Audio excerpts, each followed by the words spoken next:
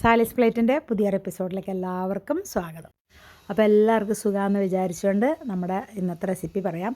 ഇത് വേറെ ഒന്നല്ല, പപ്പായ തോരനാണ്. ഇത് നിങ്ങൾ ഉണ്ടാക്കി കഴിച്ചിട്ടുണ്ടെന്ന് എനിക്ക് അറിയാൻ പാടില്ല. എനിവേ നിങ്ങളിതൊന്ന് ട്രൈ ചെയ്യണം കേട്ടോ.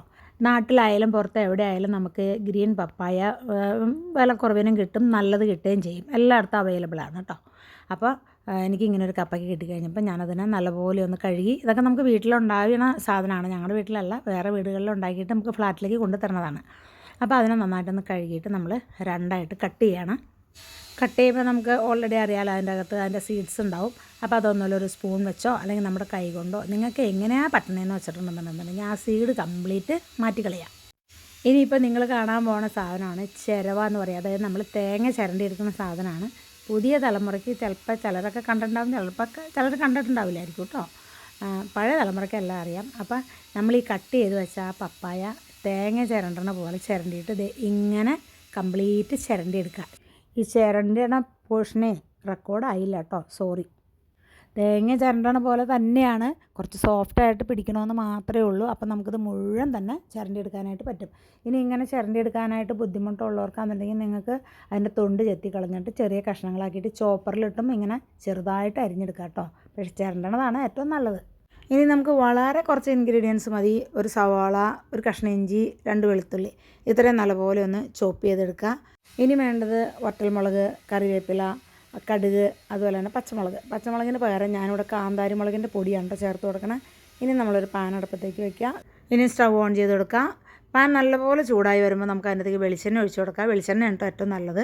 ആ വെളിച്ചെണ്ണ നല്ലപോലെ ചൂടായി വരുമ്പോൾ നമുക്ക് കടുകിട്ട് പൊട്ടിച്ച് കൊടുക്കുക. അതിൻ്റെ പിന്നീട് നമുക്ക് വറ്റൽമുളകും കറിവേപ്പിലയും ചേർത്ത് കൊടുക്കാം. അതിൻ്റെ പിന്നീട് നമുക്ക് എന്ത് ചെയ്യണം, പച്ചമുളക് വേണമെങ്കിൽ ഈ സമയത്ത് ഇട്ട് കൊടുക്കണം. പച്ചമുളക് നമ്മൾ കട്ട് ചെയ്ത് വെച്ചേക്കണം എല്ലാ കൂട്ടും ഇട്ട് കൊടുക്കുക. സവാള ഇട്ട് കൊടുക്കുക. ഒന്ന് നന്നായിട്ട് വഴറ്റിയെടുക്കുക. സവാളയൊക്കെ ഒന്ന് നല്ലപോലെ വഴന്ന് വരുമ്പോൾ നമുക്ക് അതിൻ്റെ അകത്തേക്ക് ഒരു 1/4 ടീസ്പൂൺ മഞ്ഞൾപ്പൊടിയും ഒരു 1/4 ടീസ്പൂൺ പെരുംജീരകവും അതുപോലെ തന്നെ മുളക് പൊടി നേരത്തെ ഞാൻ പറഞ്ഞില്ലേ അതും കൂടെ ചേർത്തിട്ട് ആ മഞ്ഞൾപ്പൊടിയുടെ പച്ചമണം മാറണ വരേക്കും, അതായത് മാറിക്കഴിയുമ്പോൾ ഇത് കണ്ടു ഇതൊരു ഗോൾഡൻ കളർ പോലെ വരും. അപ്പോൾ നമുക്ക് നേരത്തെ ചിരണ്ടി വെച്ചേക്കണ പപ്പായ ഇട്ടിട്ട് നല്ലപോലെ ഒന്ന് ഒരു പ്രാവശ്യം ഇളക്കി കൊടുക്കുക. അതിനുശേഷം ഇതിലേക്ക് ആവശ്യമുള്ള ഉപ്പും കൂടെ ചേർത്തിട്ട് വീണ്ടും നന്നായിട്ട് ഇളക്കുക. ഈ സമയത്തൊക്കെ ഫ്ലെയിം നല്ല ഹൈയിൽ തന്നെ വെച്ചോട്ടോ. അങ്ങനെ നല്ലപോലെ ഇളക്കി യോജിപ്പിച്ചതിന് ശേഷം എല്ലാ വശത്തും ഒന്ന് കൂട്ടി തട്ടിപ്പൊത്തി വയ്ക്കാമെന്ന് പറയും കാരണന്മാർ. അപ്പോൾ അതുപോലെ തട്ടിപ്പൊത്തി വെച്ചിട്ട് ഒരു ലിഡ് വെച്ച് അടയ്ക്കുക. ഇനി നമുക്ക് ഫ്ലെയിം ഏറ്റവും ലോയിലേക്ക് ഇടുക. ഒരു 5 മിനിറ്റ് കഴിയുമ്പോൾ മാത്രം ഒന്ന് ഇളക്കി കൊടുക്കുക.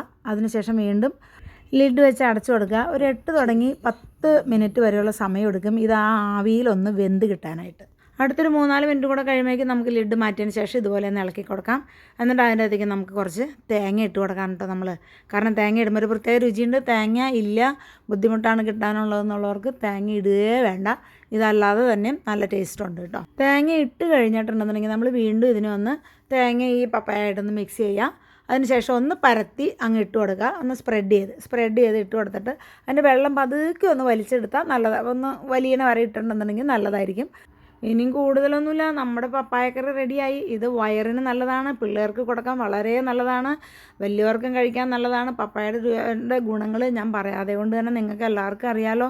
എല്ലാവരും അപ്പോൾ ട്രൈ ചെയ്ത് നോക്കണം കേട്ടോ. ഇത് കണ്ടുവച്ചിരിക്കണേൽ ആരെങ്കിലും എന്നെ സബ്സ്ക്രൈബ് ചെയ്യാത്തവരോ സപ്പോർട്ട് ചെയ്യാത്തവരോ ഉണ്ടെന്നുണ്ടെങ്കിൽ അതും കൂടി ഈ കൂട്ടത്തിൽ ചെയ്തേക്കണേ, മറന്നു പോകരുതേ.